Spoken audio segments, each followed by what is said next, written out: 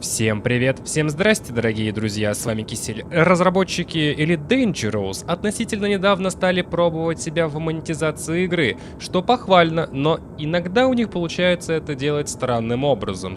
Видос уже на эту тему был, ссылочка на него будет, конечно же, в описании. Но давайте кое-что рассмотрим. Нам были предложены стартовые пакеты кораблей для различных задач. Давайте-ка поглядим, что они с ними сделали и что нам предлагают. И не забудьте, пожалуйста, поставить лайк и написать комментарий для поддержки меня и канала, ну и продвижения видео. Все корабли стоят у нас одинаково, 25 500 араксов, или же примерно $19. Держим это в голове. И начинаем просмотр.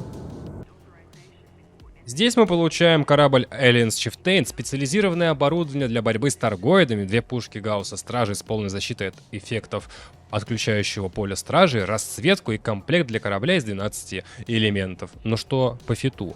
По фиту у нас следующее. По вооружению улучшенное многоствольное орудие 3-го размера 2 штуки, торпедная нанитная установка, которая сейчас в данный момент вообще бесполезна, потому что она у нас используется... Точнее, использовалась для уничтожения таргоидских титанов. Один пучковый лазер, что смешно, именно без инженеров, пушки Гаусса Стражей. Вопросы к торпедной установке, что она здесь делает, непонятно. Вопросы к пучковому лазеру, почему он без теплоотдачи? Потому что нам, друзья, как-никак, нужно будет скидывать температуру, чтобы быть невидимыми для таргоидов. На одних теплоотводах далеко не уедешь. В плане вооружения...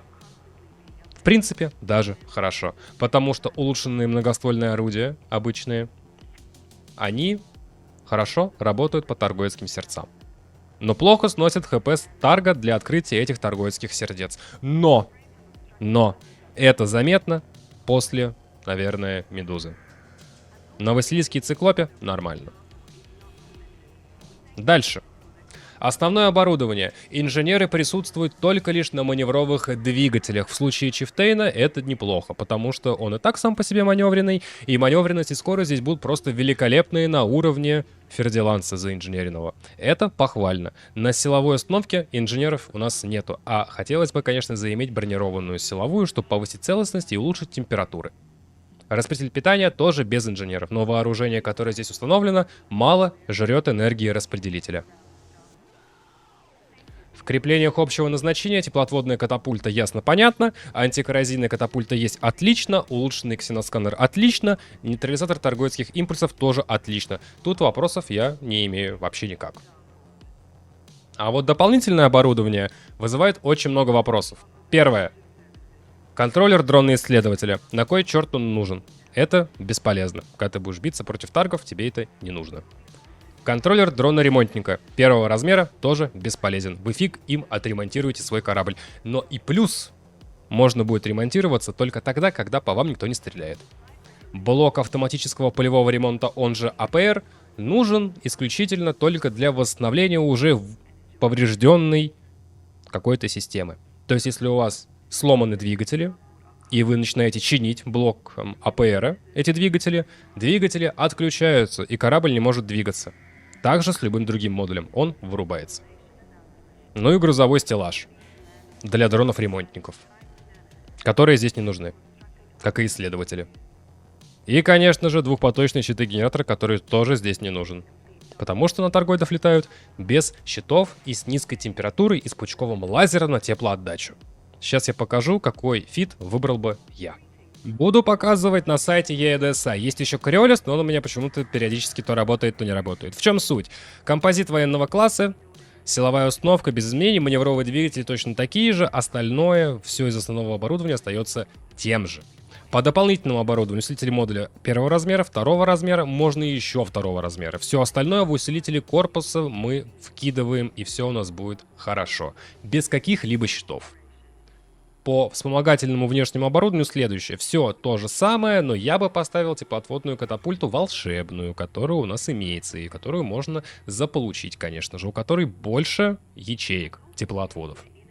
По вооружению. Пушка Гаусса Стражей 2 штуки 2-го размера, 2 пушки 1-го размера. Она великолепно себя показывает против таргоидских перехватчиков. По таргоидским мелким кораблям, конечно, будет стрелять не так хорошо, но будет. А в основном мы ходим на перехватчиков. Если вы захотите полетать на уничтожение маленьких кораблей торгоидов, они же разведчики, то просто меняете себе, скажем, сюда, сюда и сюда многоствольные АИ орудия. Все, хороший АИ корабль готов. Начальный, который стоит 78 миллионов. И его страховка 3,9 миллиона кредитов. Что сделали фронтиры, я не понимаю. И, конечно же, все ссылки на все фиты будут в моем телеграм-канале, ссылка в описании. Там будут разные вариации, и фитов будет много. Не один на Chieftain, который я показываю, а несколько. Так что много текста в описании под видео на YouTube не поместится. Быстрый старт в перевозках премиум-класса. И дают нам белугу лайнер. Перевозки пассажиров обычно выглядят таким образом. Вы берете корабль, запихиваете в него пассажиров и везете далеко-далеко-далеко. И чем быстрее вы довезете, тем лучше. В чем прикол? В плане фита, тут есть вооружение. Оно здесь не нужно. Вы биться не будете. Если вас перехватят, вам не нужно будет даже улетать на форсаже. Вам, скорее всего, придется сразу прыгать в другую систему, чтобы не работал на вас маслок. Дальше. Легкие сплавы. Нормально. Силовая установка нормально. Маневровые двигатели можно ставить D-класса. Да и силовую установку можно ставить размером поменьше. Я покажу в фите. Двигатель FSD PG увеличенная дальность, но почему-то без экспериментального эффекта. Но ладно, я не буду ставить инженеров всех прокачанных в 5 гаек специально, чтобы не было, так сказать, максимального pay to win, чтобы было примерно как у фронтиров. Система жизнеобеспечения нормально, распределитель питания нормально, хотя можно и меньше, чуть ли не самый минимальный, можно вообще без буста, если хотите, чтобы у вас был максимальный прыжок. А он нам здесь нужен. Сенсоры D-класса, топливный бак по умолчанию. Далее. Крепление общего назначения. Усилитель щита, теплоотводная, разбрасыватель дипольных отражателей, теплоотводная, турель точечной обороны, радиоэлектронное подавление. Радиоэлектронное подавление работает у нас против торпед. Турель точечной обороны, окей, пусть будет, она сбивает ракеты. Но у нас есть щиты. И у щитов, как бы по умолчанию, очень высокий резист к взрывам. Спорно. Теплоотводная катапульта, вопросов не имею, чтобы скинуть температуру, чтобы пропасть с лока противника. Вариант хороший. Но одной хватит. Разбрасыватель дипольных отражателей я бы тоже, наверное, оставил. Если у противников гимбальное вооружение, по вам будет тяжелее попасть, хоть вы и большой корабль. Ну и один усилитель щита, что маловато. Дополнительное оборудование. Генератор щита 5 размера, топливозаборник 5 размера, каюты люкс-класса, 1 класса, бизнес-класса и грузовые стеллажи. Зачем-то. Можно возить с собой определенный груз, и если вам повезет, во время выполнения миссий по доставке чьей-то богатой жопы из точки А в точку Б, они у вас запросят какой-нибудь товар. Но будет ли он у вас или нет, это вопрос. Прыгает он 38 лет без груза. 35 с грузом в виде 8 тонн. Маловато. Щитов 236, брони 504. Сейчас покажу, что я собрал для вас. Если честно, не совсем понял, зачем там нужен подробный сканер поверхности, я поставил вам помощь в гиперкритическом режиме, если уж очень далеко придется вам лететь, мои дорогие, внутри системы. Каюты пассажиров бизнес-класса 3 размера, 3, 4. Топливозаборник 5 размера. Каюта пассажиров 5 размера уже люкс, как и 6, 6 и 6. Генератор 6 размера. У нас здесь щита 400 единиц. Больше. Потому что у нас 4 усилителя щита, 1 точечная оборона, теплоотводная катапульта. Этого достаточно. Дальше. Сенсоры D-класса, понятно. Распределитель питания вместо 6 размера поставил 4. Корабль все равно при этом сможет бустоваться. СЖО D-класса. Двигатель FSD такой же, как и там. Маневровые двигатели 6 D-класса, что не так уж и страшно. Скорость у нас будет 258 метров в секунду, что вполне достаточно. Повторюсь, если вас перехватят на таком корабле, вам нужно будет не улетать, набирая максимальную скорость, а сразу прыгать в другую систему. И силовая установка 5 размера, потому что 6 слишком большая, избыточно, она тяжелее. А влезает 5 А-класса. И все прекрасно вмещается. Корабль в таком фите прыгает пустой 43,2 световых года. Максимальный прыжок 46 лет. Это при условии того, что у вас будет минимальное количество топлива. Стоимость 132 миллиона, страховка 6,6 миллиона. Старт в охоте за наградами. Стервятник. И тут уже у меня вопрос. Почему, Стервятник? Этот корабль отвратительный, без нормального вливания инженеров. Что в вооружение, что в его силовую и в щиты, и прочие моменты. Корабль очень неприятный. Это, грубо говоря, как Фердиланс в миниатюре. В плане удобности. Для новичков особенно. Но фронтиры выбрали его. Давайте посмотрим, что у нас тут. Импульсный лазер дальнобойный 3-го размера.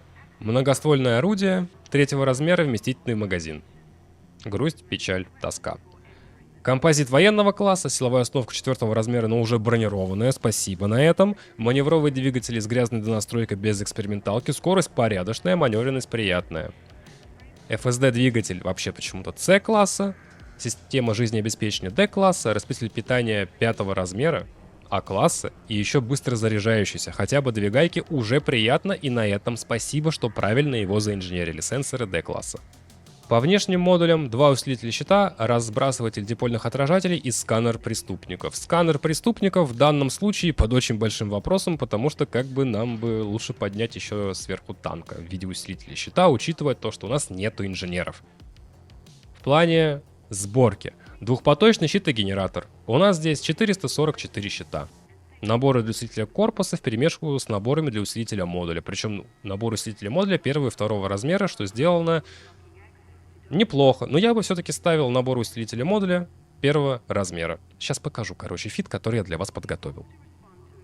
И это будет не этот корабль. Самым лучшим вариантом для новичка в плане боевки это, наверное, 2 корабля. Aliens Crusader, потому что у него есть истребитель, и Крайт МК-2. В моем случае следующее. Усилители модуля 1 и 2, все в усилителе корпуса и двухпоточный щит 6-го размера. 3 усилителя щита и 1 точечная оборона от ракет на всякий случай, потому что щиты у вас упадут, вы будете на перезарядке, если по вам будут стрелять ракетами, вам вынесут внешнее оборудование, а это ваши двигатели, сенсоры и орудийные гнезда.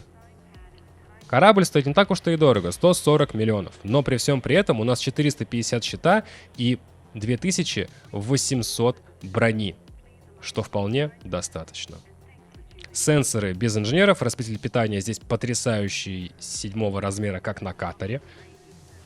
Система жизнеобеспечения D-класса, двигатель FSD PGR А-класса 5-го размера, маневровые шестые А-класса, силовая 6-го класса и композит военного класса, который стоит, кстати, дофига. В плане вооружения там есть инженеры, 2 гайки, здесь будут инженеры.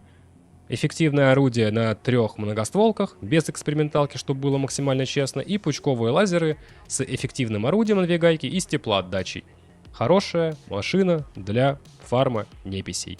Если хотите сделать ее еще более приятной, просто-напросто ставите себе истребитель. И получается вообще прекрасно.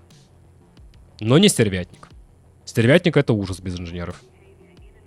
А теперь немножко вернемся к моему видосу по поводу того, что фронтиры немножко охренели и Elite Dangerous становится Elite Donations. У нас здесь следующая ситуация. У нас быстрый старт глубинной добычи и улучшенный старт лазерной добычи. То есть они на полном серьезе впаривают нам 2 разных корабля для майнинга. Если вы занимаетесь майнингом и хотя бы хоть как-то играете в эту игру, вы прекрасно понимаете то, что разница между этими кораблями, в одном, в 2 модулях, в орудиях, которые мы используем для добычи. Все. То есть буквально. Заходим, смотрим. Пусковая установка, пустовая установка, вытесняющая ракета, 2 абразивных бластера. Сюда просто добавляете лазер для добычи, и все. Он у вас может добывать все, что угодно. Нет, фронтиры взяли и захотели сделать отдельный корабль для этого дела. Жадность? Скорее всего, да. Пожалуйста, проходочный лазер. Что за бред, я не знаю. Зачем здесь оружие, я тоже не знаю. По фиту, в принципе, вопросов нет. Маневровые зачем-то, правда, прокачаны до 5 гаек с ускорителями, а это было бы неплохо заиметь на боевом корабле для легкого, быстрого старта в охотах за головами. Они поставили это на майнера. Очень-очень спорно. Теплоотводная катапульта с увеличенной вместимостью запасов. Когда это лучше поставить, вообще на чифтейн. Против таргов. Как они это собирают, я не знаю. И еще тут даже, между прочим, ребята, у нас щитогенератор закачанный. В 5 гаек, да еще с высокой емкостью. И смех и грех. 25 500 арксов каждый. $19 каждый. В сумме $38. за 2 корабля. А можно было сделать один. Для обоих этих задач. По мне это полнейший бред. Сейчас покажу фит, который сделал я для вас. Показывать буду на примере питона. Не другого корабля, о котором вы сейчас подумали. Объясню почему потом. Сканер поверхности для того, чтобы сканировать кольца и находить более плотные залежи. Топливозаборник второго размера А-класса, чтобы заправляться. Устройство переработки третьего размера, сборщик третьего размера, мультиконтроль третьего, сборщик пятого размера, щитогенератор пятого размера и, конечно же, с 5 гайками и с эксперименталкой высокая емкость, что вместе с 3 усилителями щита дает нам 800 щитов, что до хрена, и 3 грузовых стеллажа. Можете, конечно, по приколу еще вместо пятого сборщика поставить грузовой стеллаж, если хотите. И сканер импульсных волн, который подсвечивает нам астероиды, в которых будут либо глубинные залежи, либо ядра. Чтобы, так сказать, поразвлекаться по полной. Но скажу сразу, если хотите заниматься майнингом, моя рекомендация — это проходочный лазер. Иначе будете долго ковыряться и долго искать, потому что частота появления таких астероидов у нас понерфлена еще очень и очень давно. Топливный бак обычный, сенсоры D-класса, распределитель 7А, потому что как бы у нас проходочные лазеры жрут очень много энергии, но если что хотите и можете поставить 6А. Но придется запихнуть распределитель в оружие в 4 пипки. Система жизнеобеспечения 4D, двигатель FSD PGR с 5 гайками, который, маневровый 5D, силовая 6 без изменений, композит военного класса. 800 щитов, 910 корпуса. В принципе, нормально. Скорость у нас 212 в полной загрузке. Если по вам будут бить пираты, то сразу прыгайте в другую систему, чтобы не было мастлока и вас не снесли.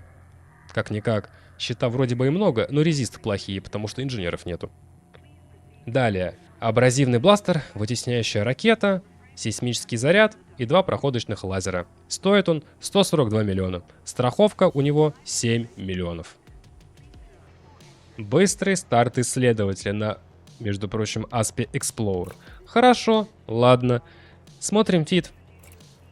Орудий нету, они здесь не нужны. За исключением одного места, связанным со стражами, но это ладно. Легкие сплавы с толстой броней, с утолщенной броней. Похвально, фронтиры. Силовая установка тоже все вроде как бы неплохо. Маневровые двигатели 4D, FSD PGR 5 размера, 4D жизнеобеспечение, распред 3D, распред под вопросом, кстати. Можно по-другому немножко сделать.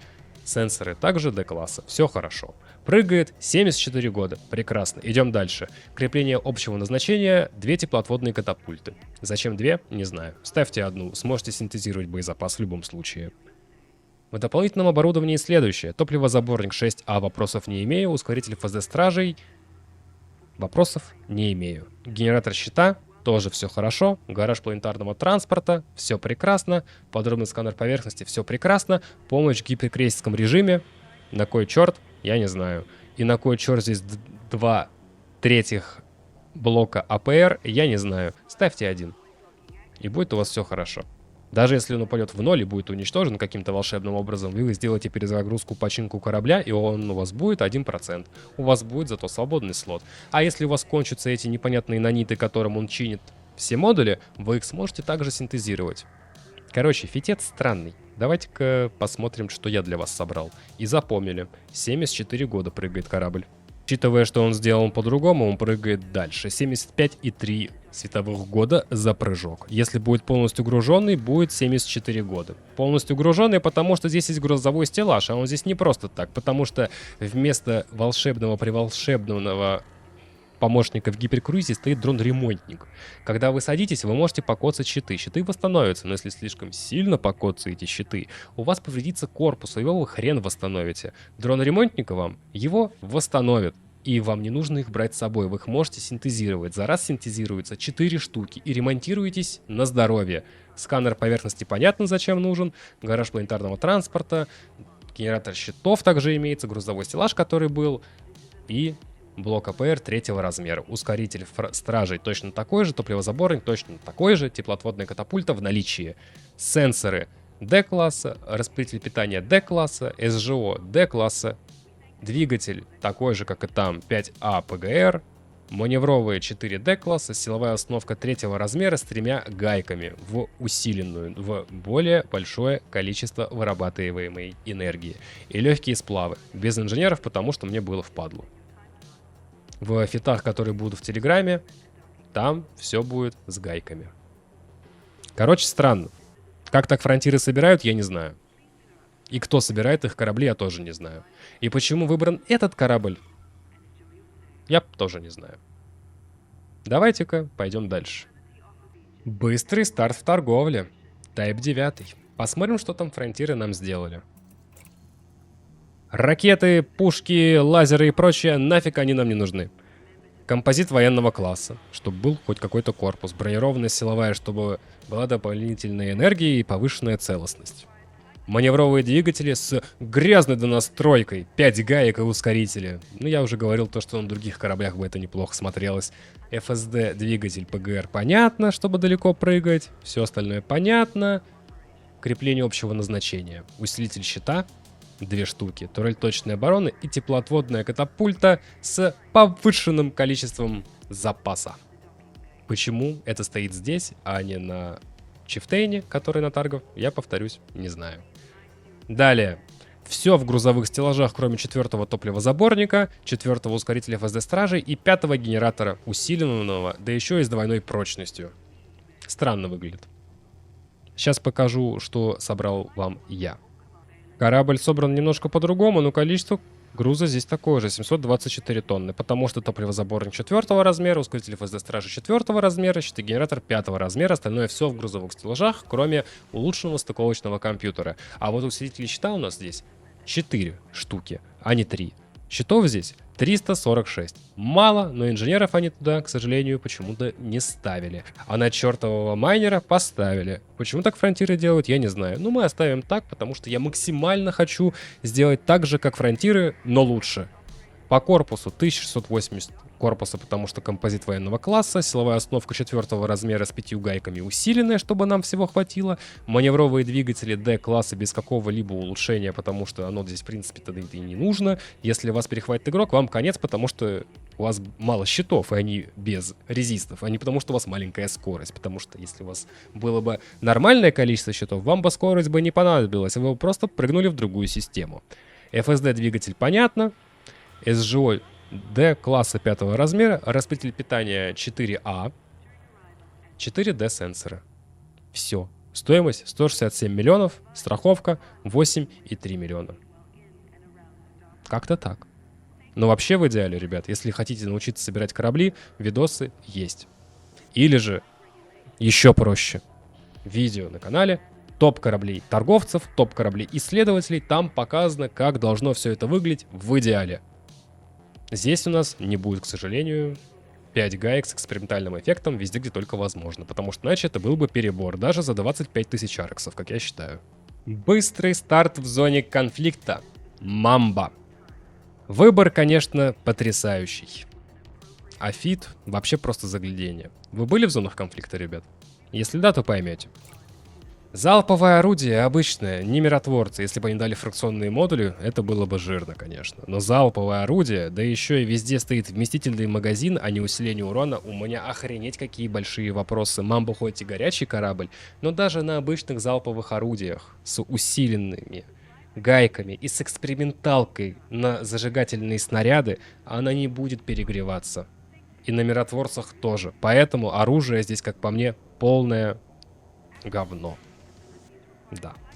Зажигалки, как видите, тут есть. Зажигалки, замедляющие, разъедающие. Тут все нормально. За исключением гаек. Ну и вот вопрос к сверхразмеру. Я бы ставил бы еще одну дополнительную зажигалку. Странно. Далее. Основное оборудование. Композит военного класса без инженеров. Силовая установка на одну гайку улучшенная. Маневровые двигатели здесь почему-то у нас не максимальные. А вы помните, да? Торговцы и майнеры, на котором они максимальные. Это бред какой-то, как по мне. Распределитель питания, благо здесь быстро заряжающийся и со сверхприводниками.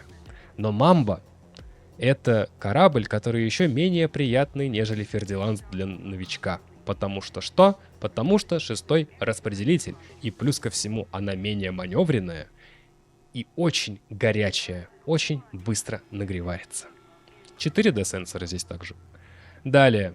Усилители щита. Сейчас только, ребят, не смейтесь. Но они поставили усилители щита 5 штук. С одной гайкой. 2 термостойких, 2 универсальных. И 1 надежный. Но еще что забавное. Они поставили сюда теплоотводную катапульту. А знаете почему? Потому что они нам свой пихнули щитонакопитель. На мамбу. И смех и грех. Ну и двухпоточный щитогенератор термостойкий с пониженным потреблением, а не с быстрым зарядом. Собрали хрен пойми что, как по мне. Я бы с инженерами, если бы даже выбирал, на чем лететь, на Мамбе, на Фердилансе, на Крайте МК-2 и прочее, я бы задумался.